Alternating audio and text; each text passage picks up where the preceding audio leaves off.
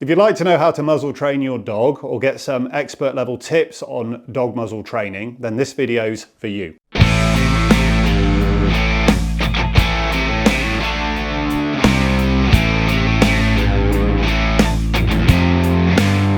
The importance of muzzling your dog right now is becoming more and more critical, especially given the media spotlight on certain breeds and types at the moment. So let's dive right in so you can learn the do's and don'ts of how to muzzle your dog, and you and your family can have that all-important peace of mind. The first thing you need to do is get the correct muzzle for your dog. There are lots of them on the market across a wide range of budgets. What we would advise is that you get the best one that you can afford. Important points to note: the muzzle needs to be robust. It needs to be strong enough to do the job. It needs to be secure enough to stay on. This muzzle's got 4 points of contact, so it's difficult to get off. From a welfare point of view, the dog needs to be comfortable in it. It needs to be able to breathe easily in it. It needs to be able to pant in it. It also needs to be able to be fed through the holes at the front, so they need to be big enough to do that. And it also ideally needs to be able to drink whilst having the muzzle on. There's a link in the description for a good value muzzle that we'd recommend, so feel free to check that out. So the first thing that we need to do is create a positive association between the dog and the muzzle. So if you've got a food-driven dog like Thoro here, then creating that positive association is going to be a lot easier. If your dog isn't food motivated, then give us a call, because you're going to need professional help to achieve this. So to create a positive association, what you need is a bit of time and a bit of patience. So muzzle, food.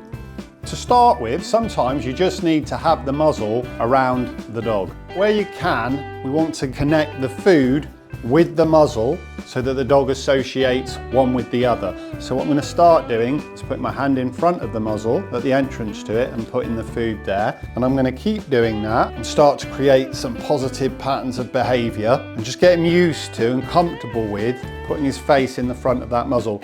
Ultimately, it's like a bowl. If you put your hands across the bottom of it so the food doesn't fall out, you can put the food in it. And the secret to any dog training is high frequency, low duration. So that means doing lots of them over a short period of time. Already you can see he's quite happy to put his face in the muzzle, but don't be tempted at this stage, to quickly put the straps on and think you're done. For him to be happy and comfortable with this muzzle moving forward, we need to take our time and really build that positive association. There you go, buddy. So this process with a food-driven dog should minimum take a week of probably 3 or 4, even 5 sessions a day. There you go, mate.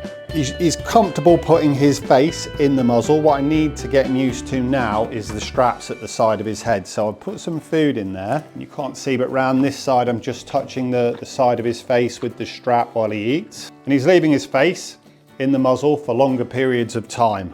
So this is Thoro's first session. It's been going a couple of minutes. He's enjoying himself, and I want to stop while he's enjoying himself. I don't want him to get bored or frustrated with this. So with the magic of video, let's fast forward a few sessions and see how he progresses. So fast forward a week, and we've been doing lots of sessions with Thoro. He had a bit of an issue with the sound of the click. Here we go. So every time the click goes, we've been rewarding him. The next thing we've done is to put it around his neck, because he doesn't like the click. We'll positively reinforce it. And now we're going to go for the full on, putting the muzzle on, and you're going to be a good boy. Yeah, there we go. No more frightening clip.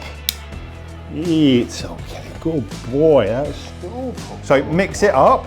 Don't keep putting the muzzle on all the time. Do as I've done and just sometimes use it as a collar. And then we'll go again like this. Yeah, good lad. The straps are really loose. This obviously isn't secure at the moment. This is just part of the process of him getting used to it. He doesn't feel restrained or uncomfortable in that.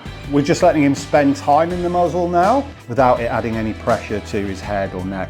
The time to tighten these up is one, when he's had several sessions of wearing the muzzle, just in a situation like this where he's enjoying himself and the intention I'm giving him. I personally would take him for a walk with them this loose, and then during the walk slowly tighten them up. The reason we're going to do it on a walk is because all the sights and sounds, the environment you're in, are going to be distracting him away from thinking about the muzzle. You can also carry on positively reinforcing through the holes in the muzzle.